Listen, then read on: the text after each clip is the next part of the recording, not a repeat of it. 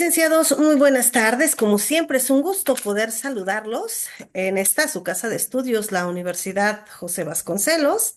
Esta es nuestra segunda sesión de nuestra materia Derecho Penal 1. Sean ustedes bienvenidos. Vamos a comenzar hablando hoy sobre los delitos en cuanto a la tutela penal de la libertad. Estos vamos a encontrar que protegen de manera directa el bien jurídico señalado en libertad de todos los ciudadanos. Todos podemos expresarnos, es parte de la libertad. Por lo tanto, es obligación del Estado proteger los bienes jurídicos de todos los ciudadanos. Esta tutela penal garantiza la protección de los bienes jurídicos ante agresiones entre sujetos privados. Pero, ¿qué es la privación de la libertad? Por ejemplo, hablando de esta tutela, es impedir, restringir, condicionar la facultad de movimiento o traslación de una persona. La prisión es la pena privativa de la libertad personal. Y la duración de la prisión es de 3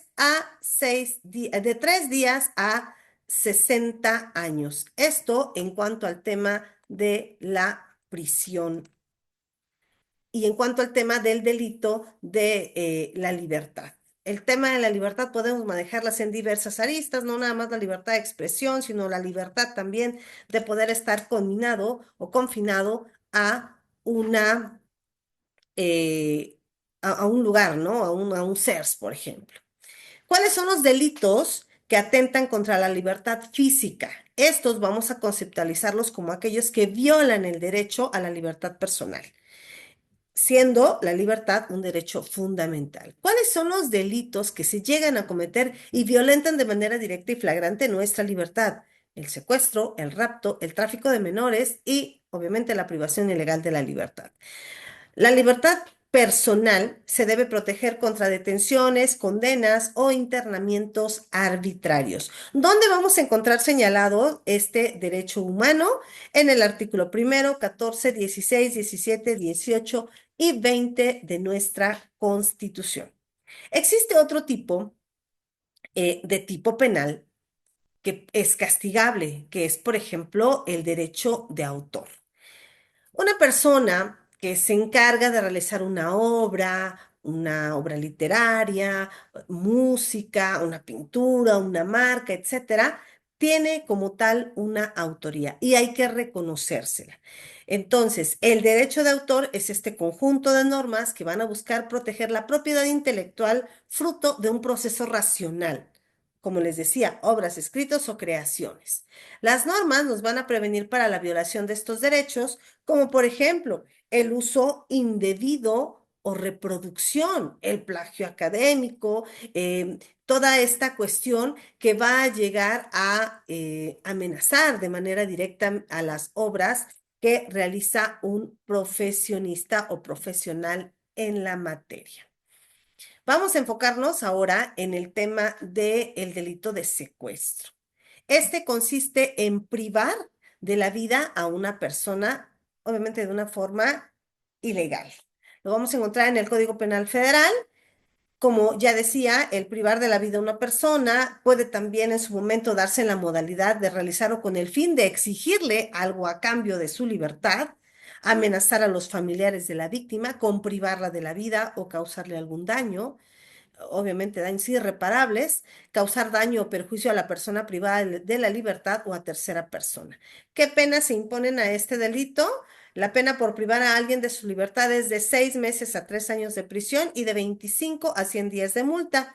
La pena de prisión aumenta si la privación de la libertad dura más de 24 horas. Esta pena de prisión también aumenta en cuanto a que esta situación de afectar la libertad de una persona puede llegar a ser también ejercida con violencia.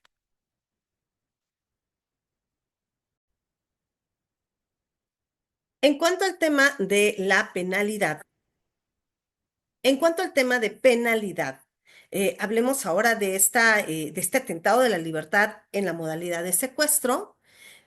Desafortunadamente también encontramos ahora el secuestro express. que se sanciona de 100 a 20 años de prisión y de 100 a 1000 días de multa. Este secuestro se agrava y se sanciona de 50 a 100 años de prisión si se comete en un lugar desprotegido, en camino público o en grupo. El secuestro con violencia, la pena de prisión aumenta si se comete como tal, y como ya lo decía el título, con violencia, haciéndose en su momento, haciendo uso de armas, haciendo uso de cuestiones que van a afectar también de manera directa a la persona y va a quedar en total estado de indefensión. El delito de asalto. Pueden ustedes ver esta recreación en materia. Desafortunadamente son cuestiones muy comunes. Este delito lo vamos a encontrar en el Código Penal Federal. Establece las penas relacionadas con violencia, como el robo, el despojo de inmuebles. El asalto como tal es un delito que consiste en intentar dañar a otra persona o hacer que tema por algún daño corporal. Y la mayoría de veces vemos cómo la persona es amagada y al final del día tiene que entregar sus pertenencias. El robo con violencia se va a castigar con una pena de 2 a 5 años y se incrementa si se utilizan armas o se comete en grupo. Si el robo con violencia lo comete un servidor público, miembro de una corporación policíaca o miembro del Ejército o la Marina, se aplica una pena adicional. Otro tipo de delito que también es muy común es el de las amenazas. Esta, esta promesa de afectar a alguien lo vamos a encontrar tipificado en el 282, 83 y 84 del Código Penal Federal y es donde le anunciamos a alguien que le vamos a causar un daño. ¿Cuáles son los elementos del delito? Pues amenazar, obviamente, con causar daños a su persona, a sus bienes, a su honor, a sus derechos, amenazarlo a lo mejor con algún familiar cercano, impedir que pueda realizar algo en razón a esa amenaza que ya pesa sobre. Las penas van de 3 días a 1 año o de 180 a 360 días de multa, prisión de 4 a 8 años y de 100 a 300 días de multa si el ofendido es víctima eh, dentro de un procedimiento penal. La persecución de delitos, pues obviamente estos delitos se tienen que perseguir por querella, es decir, a instancia de parte. El ofendido es el que tiene que iniciar el procedimiento. El delito de reducción o de servidumbre. Aunque ya está tutelado dentro de la Constitución política, tenemos una ley especial para el tema del trabajo. Desafortunadamente se siguen dando estas condiciones impuestas al sujeto pasivo en cuanto a trabajos realizados casi en plena esclavitud en este siglo. El delito de reducción o servidumbre o esclavitud se sanciona con prisión y multa. La pena es de 15 a 30 años de prisión y 1000 a 2000 días de multa para quien tenga o mantenga a otra persona en esclavitud. Y de 5 a 10 años de prisión y de 1000 a 2000 días de multa para quien tenga o mantenga a una persona en condiciones de siervo. Además de la reducción a servidumbre o esclavitud, se considera delito obligar a una persona a realizar trabajos o servicios forzados o también hasta a contraer matrimonio. En materia de la violación a los derechos y a las garantías individuales también es un delito. Estos derechos fundamentales, estos derechos humanos los vamos a encontrar directamente en nuestra Constitución Política de los Estados Unidos Mexicanos y cuando estos llegan a violarse se tipifican como un delito que se comete en obstaculizar o negar el cumplimiento de la ley. Ejemplo de alguna de las violaciones a los derechos humanos.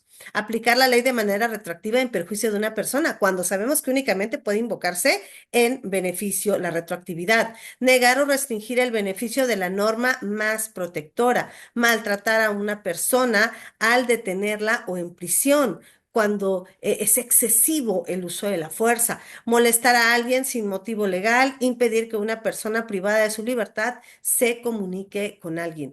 Estos derechos los vamos a encontrar tutelados directamente en nuestro Código Nacional de Procedimientos Penales, el derecho de la víctima, el derecho del ofendido. El tema del allanamiento. El hecho de que alguien se meta a nuestra propiedad sin que nosotros le autoricemos es un delito y se castiga directamente con lo que tipifica el Código Penal si una persona entra sin permiso del morador. ¿Qué tipos de allanamiento de morada podemos encontrar? El tipo básico, que se comete al entrar o permanecer en una vivienda sin permiso del morador. El tipo agravado, que se comete al utilizar violencia o intimidación para cometer el delito. Las modalidades de este delito son la activa, que se comete al ingresar directamente al domicilio de la víctima sin permiso, y la pasiva, que se comete al permanecer dentro de la vivienda cuando la víctima le ha pedido que se marche. ¿Cuáles son las penas que se pueden imponer para este delito? Las penas por allanamiento de morada pueden incluir, fíjense bien, inhabilitación especial de 6 meses a 2 años, prisión de 1 a 4 años y multa de 6 a 12 meses si el hecho se llega a ejecutar con violencia. Por tanto, el bien jurídico protegido dentro de este allanamiento de morada es que vulneran nuestra intimidad personal y familiar. Y obviamente está protegida dentro de nuestra Constitución política. Otro tipo legal que nos maneja nuestro Código Penal es la revelación de secretos. El tema de la secrecía que nosotros como profesionistas y profesionales en la materia debemos tener. Por ejemplo, no podemos revelar secretos porque estamos divulgando información personal de otra persona sin su consentimiento. Y este delito está regulado por el Código Penal. Nosotros como abogados no podemos estar utilizando a lo mejor una carpeta de investigación sin siquiera eliminar nombres o encuadrar nada más lo necesario y no darlo de manera pública.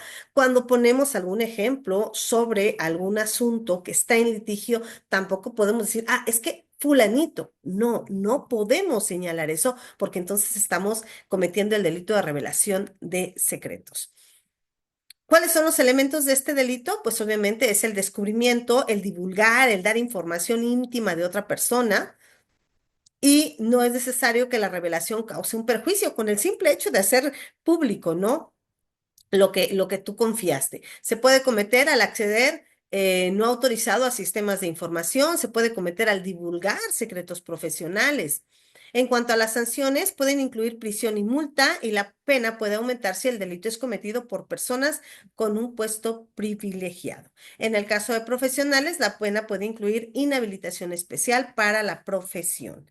¿Cuáles ejemplos podemos poner para este delito? Enviar imágenes o grabaciones de audio de una persona sin su consentimiento, acceder al contenido del teléfono móvil de otra persona, revelar secretos ajenos que se conozcan por razón de un oficio o relaciones laborales, como en el caso de nosotros los abogados, que nos enteramos de la vida de las personas, de su intimidad. Ponen lo más preciado, que es su intimidad, sus problemas en nuestras manos para que podamos resolverlos. Realizar apoderamiento, interceptación o uso de artificios técnicos para el descubrimiento de secretos. Otro delito también que podemos encontrar dentro de nuestro Código Penal es la apertura de la correspondencia, la interceptación de comunicaciones, y estos son delitos que van directamente a la violación de la correspondencia. Abrir, interceptar, sustraer, destruir o peor aún, comunicar el contenido de una carta o de algún mensaje que no nos compete hacer.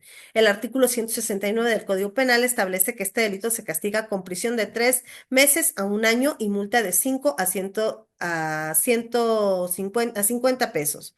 Los delitos de intervención de comunicación privada consisten como tal en intervenir las comunicaciones sin mandato judicial competente. Imagínense que ahorita, por ejemplo, estamos hablando por teléfono y nos interviene en el teléfono. Delitos de vulneración de la intimidad es justamente el abrir cartas que no son tuyas, papeles, mensajes, correos electrónicos, hoy las cuentas de Facebook, de WhatsApp, de Instagram que están siendo hackeadas. Es parte también de este delito y más si se comete para realizar conductas ilícitas. El delito de descifrar o descodificar señales de telecomunicaciones. Sabemos que el espectro como tal de una banda ancha es justamente para poder dar un servicio, pero también es un delito el poder descodificar estas señales de comunicación en satélites portadoras de programas para hacer también mal uso de ellos o simplemente utilizarlos sin tener un permiso, sin tener esta concesión por parte del órgano competente. Los delitos de explotación laboral. Comentábamos hace un momento que la Constitución nos habla en el artículo quinto de la profesión, arte, oficio, que nosotros queramos dedicarnos, pero también existe una regulatoria, el 123, la Ley Federal del Trabajo. Entonces, no podemos trabajar de una manera forzada, atentando contra la dignidad humana, realizar jornadas de trabajo por encima de lo que estipula la ley. Y aún actualmente hay personas que trabajan hasta 12 horas, 14 horas. Bueno, ¿y en qué momento descansan? ¿En qué momento se recrean? Y lo peor, ni siquiera les pagan por esas horas extra. Trabajar en condiciones insalubres y riesgosas, recibir pagos por debajo del sueldo mínimo, realizar jornadas extensas de trabajo sin pago de horas extra, como les comentaba.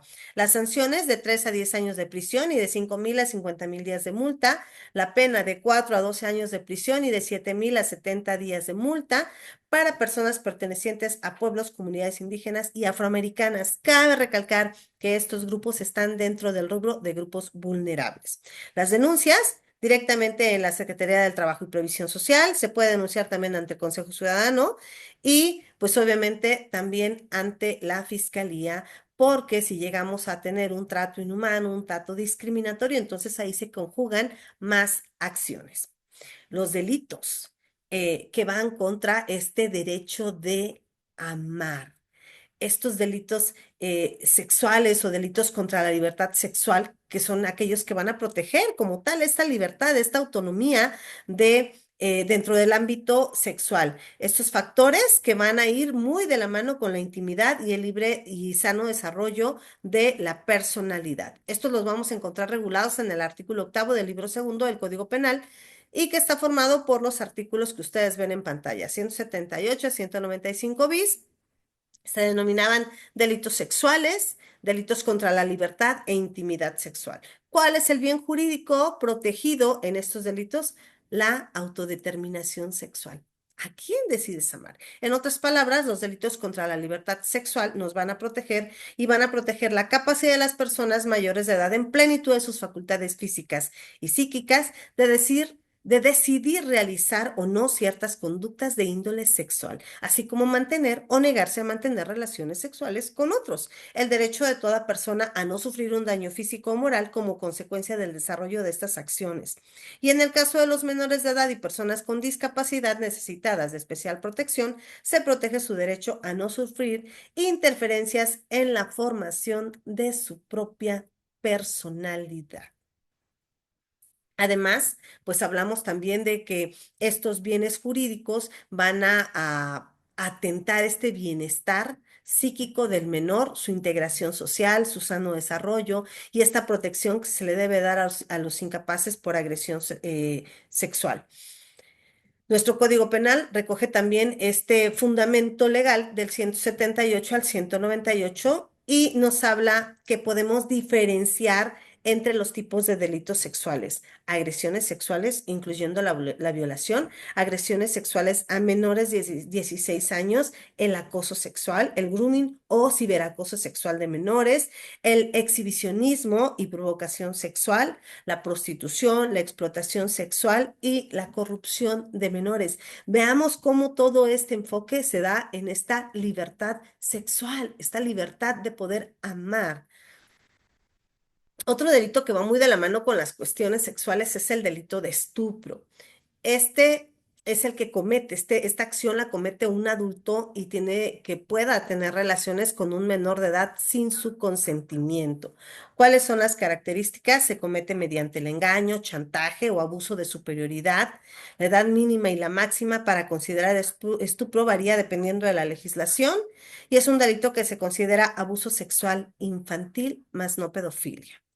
¿Cuáles son sus sanciones? Prisión y multa. En algunos casos, el culpable puede perder la patria potestad o la tutela. En otros casos, el culpable puede ser destituido de un cargo o empleo público o suspendido de su profesión. Y la persecución, el delito se persigue de oficio, como cuando la víctima es menor de 14 años. En otros casos, se persigue por querella de la parte ofendida. Esta legislación penal va a estar protegida en este desarrollo psicosexual de los menores. Y desafortunadamente podemos ver cómo en las noticias, en redes, nos damos cuenta que este delito es muy común. Los índices han aumentado mucho en el daño hacia menores. Este delito también, que es el de violación, es como tal una agresión que se configura en la cuestión carnal. La violación, el código nos refiere que es la penetración anal, oral o vaginal del miembro viril o de cualquier otro instrumento y obviamente atenta contra la libertad sexual. ¿Cuáles son los elementos del delito? Se comete con violencia o grave amenaza, se comete con intimidación, como anunciar un mal grave e inmediato, se comete con el uso de la fuerza, como golpes o patadas. Y esta protección jurídica, pues como tal, la vamos a encontrar bajo el rubro de libertad sexual de las personas, que incluye esta determinación para hacer uso de su cuerpo y de su sexualidad. En cuanto al delito de rapto, este tiene que ver también con la libertad, pero ya para que la persona pueda moverse de un lado a otro, este delito es retener o sustraer a una persona por medio de la fuerza a través de una intimidación o de un fraude con el fin de atentar contra su integridad sexual. Desafortunadamente, también los índices de este delito conllevan a eso de rapto y posterior puede haber una agresión sexual. ¿Qué diferencia podemos encontrar entre el rapto y el secuestro? El rapto tiene un fin sexual, mientras que el secuestro, en muchas ocasiones no. El secuestro se comete para obtener un beneficio económico. ¿Qué se considera sobre el delito de rapto? Es un delito especial en cuanto a gravedad, asociado a delitos contra la honestidad. En algunos casos se ha planteado esta eliminación del rubro penal porque pues ya existen otros delitos como el secuestro, la violación, el estupro o los atentados al pudor y que sancionan conductas similares. El rapto, por tanto, ha estado presente en la historia de la humanidad y ha tenido una connotación totalmente negativa. La tutela penal en cuanto a estos derechos de libertad política, nosotros podemos decidir en su momento a quién le damos nuestro voto con quién somos afines y con quién no. Por tanto, los funcionarios y empleados de la federación pueden cometer delitos, fíjense. El abuso de autoridad, el redactar o negar servicios, obstaculizar solicitudes, no despachar asuntos pendientes, el fraude que consiste en engañar a alguien para obtener un lucro indebido, el acceso ilícito a sistemas como es modificar, destruir, provocar pérdida de información en el sistema del Estado, el peculado, que es desviar dinero, valores, fincas o cualquier cosa que pertenece al Estado, obviamente en beneficio de otro. El cohecho, que es el solicitar o recibir dinero o beneficio para realizar o dejar de realizar actos propios de su cargo. Robo, como es destruir, utilizar o apoderarse de un bien sin derecho. El uso ilícito de atribuciones, como es el otorgar concesiones, permisos, descuentos, contratos en cuanto a estas deudas de manera ilegal. Y también influir en un funcionario público para conseguir una resolución que le genere un beneficio económico. Estos delitos cometidos contra, más bien delitos que pueden cometer los servidores de la federación o agentes de gobierno y sus comisionados.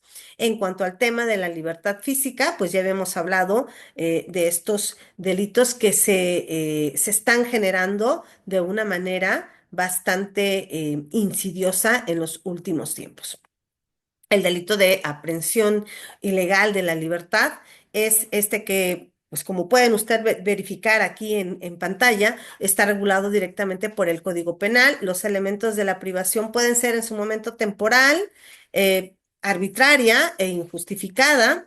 Estas penas van de 4 a 6 años, pueden aumentar dependiendo del delito, de 3 a 6 años para quien aprende una persona para presentarla ante la autoridad. ¿Y cuál es el bien jurídico tutelado en este delito? Pues la libertad ambulatoria, es decir, el tema de que podamos desplazarnos o circular libremente.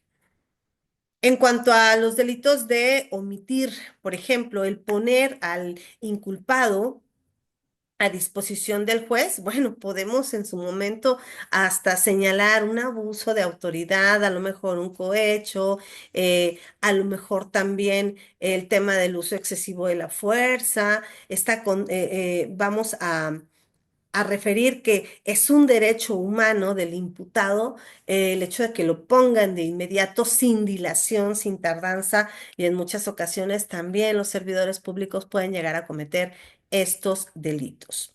Los derechos humanos están consagrados en la Constitución, han sido motivacionales para esta protección más amplia de los derechos humanos y de las garantías dentro de algún proceso penal como los delitos que les señalé en esta sesión. No me queda más que agradecer por su tiempo, agradecer por su atención y nos vemos muy pronto. Muchas gracias.